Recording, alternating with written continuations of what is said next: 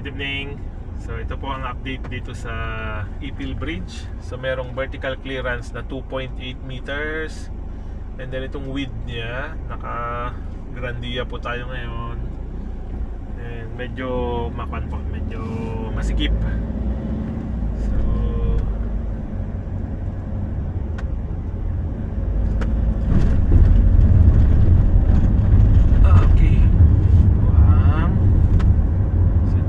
dito sa IPIL Bridge para po sa ating road access update.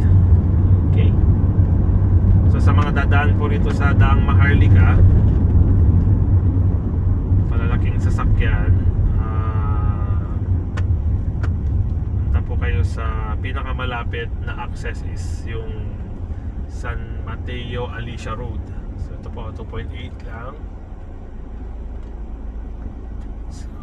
for light vehicles lang po talaga rito. Okay?